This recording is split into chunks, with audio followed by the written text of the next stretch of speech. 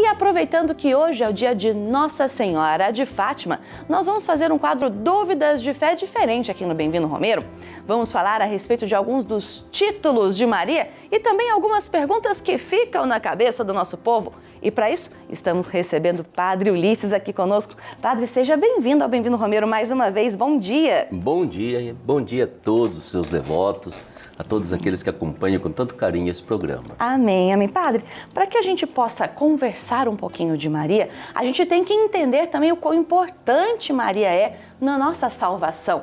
E para que a gente possa falar sobre isso, sem dúvida nenhuma, a gente tem até mesmo a Academia Marial, que tem um evento este final de semana, não é mesmo, Padre? Certamente.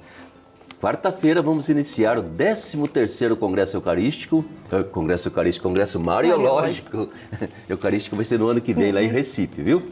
Mas o Congresso Mariológico é o 13º. Vamos começar na quarta-feira e veja que neste ano a gente quer tratar um tema muito bonito que é Maria e o Espírito Santo.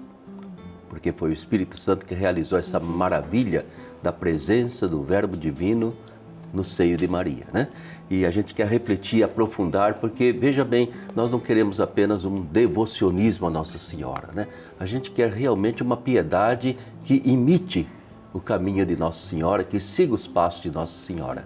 Que bonito, então, que você está em casa acompanhando o Bem-vindo Romeiro, vai também saber das notícias do Congresso Mariológico, como o Padre Ulisses bem disse, vai começar na quarta-feira e acontecer por todo o final de semana também. E, claro, vai saber um pouco mais a respeito de Maria agora no Bem-vindo Romeiro. Vamos ver a primeira pergunta, Padre, que está chegando para a gente? Então, vamos ver a primeira pergunta que vem via WhatsApp para a gente. Vamos ver quem é que vai perguntar aqui, ó. É a Marlene Ribeiro. Olá, bom dia! Acompanho o Bem-vindo Romeiro todos os dias e queria saber por que existem diversos títulos de Nossa Senhora se ela é uma só. Ainda falou assim, ó, Deus abençoe todo esse programa tão lindo, amém. Ela é de Juazeiro, lá na Bahia. Um abraço para Marlene.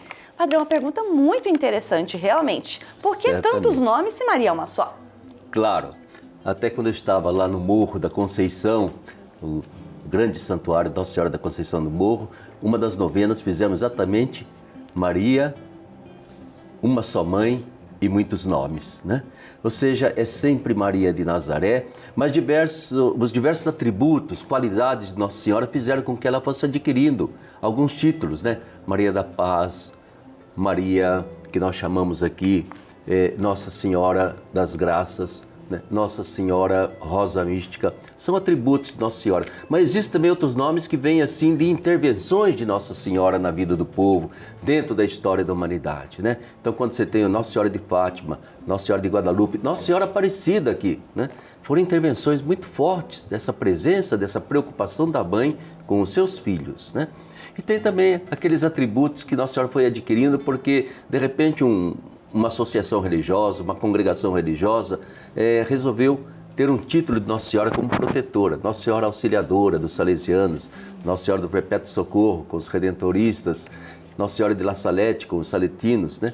Então você veja que ao longo da história, essa presença da mãe preocupada com os filhos fez com que ela fosse adquirindo vários títulos, mas nós temos sempre uma só mãe, Maria de Nazaré, Mãe de Jesus e nossa Mãe querida. E importantíssima para a nossa história da salvação, nossa corredentora, né, Padre?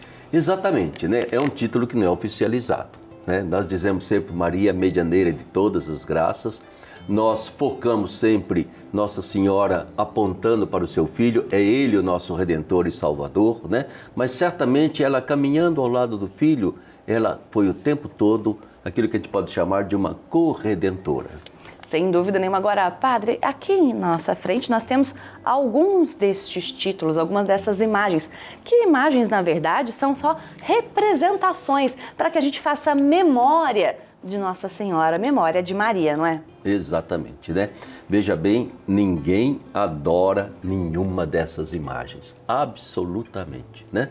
Ela é como uma fotografia querida que nós guardamos, né? Imagina que você tivesse assim uma pequenina estátua da sua mãe, você guardaria com todo carinho. O mesmo nós fazemos com Nossa Senhora, não adoramos. A imagem me remete exatamente àquela intervenção de Maria na história da humanidade, Fátima, Nossa Senhora de Lourdes, Nossa Senhora de Guadalupe, né?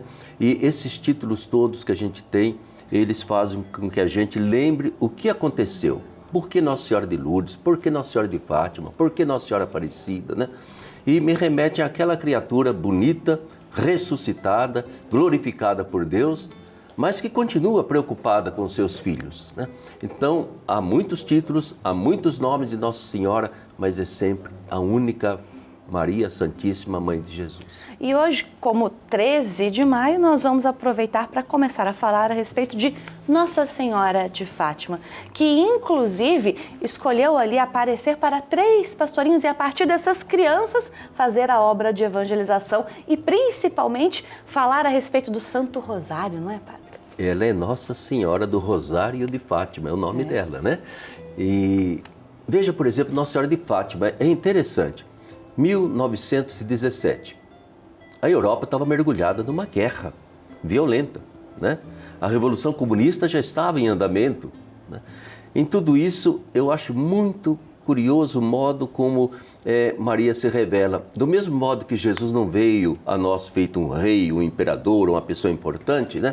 Também as revelações de Deus não se fazem através do bispo, do padre, do papa, não. Se faz através das pessoas mais simples e humildes.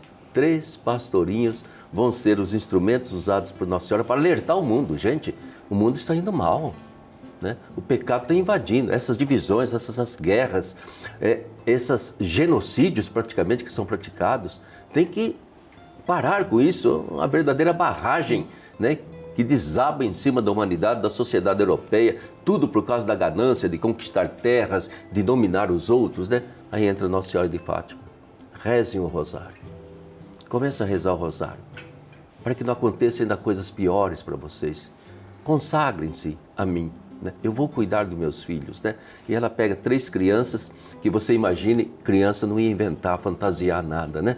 Elas estavam, pelo contrário, espantadas com tudo que estava acontecendo, e são elas que, até através de certo sofrimento, de certa perseguição, elas vão passar ao mundo essa mensagem que dura até hoje, porque nós continuamos sempre abusando do nosso poder aqui na Terra e cometendo insanidades tremendas. Reze o rosário, continua a repetir Nossa Senhora. Verdade. E sabe o que chama a atenção no caso de Nossa Senhora de Fátima? É que são só 102 anos, padre. É muito próximo de nós. A gente, como eu tive lá em Portugal, conheci pessoas que conhecem o avô, a mãe, a tia, estava presente nos momentos das aparições, estava ali naquele momento em que tudo estava acontecendo. Então é muito próximo de nós, parece como que se aproxima por conta do tempo, por conta da idade, da pouca idade, vamos dizer assim. E eu diria assim que se aproxima também por conta, entende, daquilo que vai acontecendo em nossa história. Nós não aprendemos as lições da história. Tivemos uma Primeira Guerra Mundial, tivemos uma Revolução Comunista violenta, tivemos um nazismo, Segunda Guerra Mundial, e agora, como diz o Papa, são essas guerras em prestações. É uma verdadeira guerra mundial acontecendo aqui, ali, em todos os cantos, a triste guerra do narcotráfico, né? Além de tudo que ainda existe de maldade, de corrupção, que são as causas escondidas da guerra. Então você veja que a gente vive ainda uma situação constante de violência, de agressividade no mundo, né? E Nossa Senhora, acho que ela continua dizendo, reze o rosário que eu vou ajudar vocês a superar essas raivas, esses ódios, esses rancores e essa maldita ganância que ainda persiste no mundo. Sem dúvida, sem dúvida. Agora, dentre outros títulos que nós temos aqui também, nós vamos mostrar um pouquinho para você desses títulos que nós trouxemos para hoje aqui no Bem-vindo Romero. Temos Nossa Senhora de Lourdes, que, assim como o padre já bem disse, também foi esta manifestação que aconteceu na França também. Ela se colocou à frente de outras pessoas para poder fazer esta aparição e pedir também para que Nossa Senhora, para que o povo também sempre reze cada vez mais. Além disso, Nossa Senhora de Guadalupe, no México, que nós trouxemos aqui uma imagem, mas na verdade também Nossa Senhora de Guadalupe é um ícone, né? É um ícone. Exatamente. Que ela é tratada, não é? Nossa Senhora de Guadalupe, a imagem dela foi gravada misteriosamente, né? Vamos dizer assim, na capa do índio Diego, João Diego, né? Ele levava na sua capa flores fora de estação para apresentar ao seu bispo e dizer a ele, não, eu vi Nossa Senhora de verdade, né? E quando ele abre aquela capa, estão ali aquelas flores maravilhosas. Mais do que as flores, de repente, na capa está ali impressa a imagem de Nossa Senhora de Guadalupe, né? E até hoje continua assim com aquelas cores vivas, essa imagem impressa lá no século XVI. Está ali naquela capa do índio João Diego, lá no santuário, na Basílica de Nossa Senhora da Guadalupe, em México. Ainda tem também na França Nossa Senhora de La Salette, que o senhor chegou até a citar também aqui pra gente, Exato, né? E tem Nossa Senhora do Silêncio também, que é um título de Nossa Senhora que veio da Irlanda, padre. Da Irlanda? Da Irlanda. E pediu, é claro, para que nós fizéssemos silêncio, no silêncio da oração. A partir daí, a gente começar a rezar. Eu acho que é um dos títulos de que nós mais necessitamos Sim. atualmente. Nós não fazemos silêncio, meu Deus. São tantos meios de comunicação, é tanto WhatsApp rolando a cada meio segundo.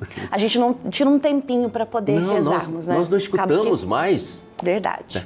Muito menos refletimos, né? Nós somos feitos assim de mensagens super rápidas que fazem quase uma lavagem cerebral em nós, né? E muitas vezes tomamos posições altamente emocionais e negativas a partir dessa rapidez de mensagens, fake news, né? Tudo isso nos impressiona e nós não paramos nem sequer para perguntar, mas isso aqui é verdade? Isso aqui vai me fazer bem? Isso aqui vai fazer bem para alguém? Né? Não nos perguntamos. Então, Nossa Senhora do Silêncio é que ela faça silêncio no seu coração, né? Faça o silêncio da escuta de Deus, né? Porque tem isso também, sabe? Tem gente que reza e reza bastante, né? Mas não dá tempo para Deus falar para ela. Deus não tem tempo de cochichar. Não tem um tempinho para esperar Deus falar, né? É uma Ave Maria atrás da outra, é aquela metralhadora, menina, que não tem jeito. Faça silêncio, deixe Nossa Senhora cochichar no seu ouvido. Fique quietinho por um instante, né? Olha, Nossa Senhora do Silêncio, ela tem que ser invocada logo que a gente amanhece. Verdade, padre, verdade. Agora, dentre outros títulos também que nós temos aqui, tem um título muito interessante, que é Nossa Senhora da Agonia, também portuguesa. E ela foi muito invocada por conta dos perigos de naufrágio. Eles rezavam muito para Nossa Senhora da Agonia, para quando os portugueses fossem, né, ao mar, para que voltassem para casa também. E outro título que nós temos aqui é Nossa Senhora Mãe da Igreja, que também é um título belíssimo, não é? É um título mais recente até, entende? Quer dizer, vem de antigamente, mas a partir do Concílio Vaticano II tornou-se muito claro para nós, e isso eu creio que é muito importante, que Nossa Senhora não pode ser venerada fora da igreja. Ela, digamos assim, é um membro excelente da igreja. É a nossa irmã mais velha como membro da igreja, como aquela que foi redimida por Jesus, né? Então, por isso que no grande Constituição do Vaticano II sobre a igreja, Lumen Gentium, né? Não fizeram um documento especial sobre Nossa Senhora, fizeram Nossa Senhora um capítulo dessa Constituição sobre a igreja. Ela está ali como membro mais eminente, como intercessora, como medianeira e como aquela que realmente vale a pena imitar, porque ela é a criatura que Deus melhor realizou os seus sonhos de redenção para o ser humano. Inclusive, São João Paulo II tem uma frase dele a respeito de Nossa Senhora, Mãe da Igreja também. Ele dizia assim em uma catequese: proclamando Maria, Mãe de Deus, a Igreja quer, portanto, afirmar que ela é a mãe do Verbo encarnado, que é Deus. Com a definição da maternidade divina de Maria, os padres queiram evidenciar a sua fé e divindade de Cristo.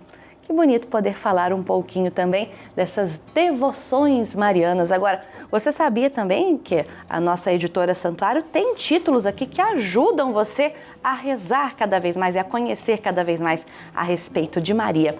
Tem os nomes, conheço os títulos de Nossa Senhora, Toda a Verdade de Fátima e também a novena de Nossa Senhora de Fátima. 0800 16 0004 é o telefone para você também ter esses títulos aí em casa e conhecer a respeito de Nossa Senhora, a respeito de Maria. Padre, obrigada pela presença e por contar um pouquinho desses títulos aqui pra gente também. Dá para conversar muito mais sobre isso. Sem dúvida, sem dúvida. Nossa Afinal de contas, Senhora, falar sobre Maria enche o nosso coração de alegria. Obrigada, viu? Nada, viu? Mas o título mais bonito que Nossa Senhora gosta de verdade, entende? É mãe. Mamãe, Mãe de Jesus, nossa mãe. É esse que enche o coração dela. É o que deixa Maria feliz, sem dúvida nenhuma. Obrigada pela presença aqui conosco. Que Nossa Senhora abençoe você, Amém. abençoe sua família, abençoe todos vocês que acompanham esse programa. Amém, amém.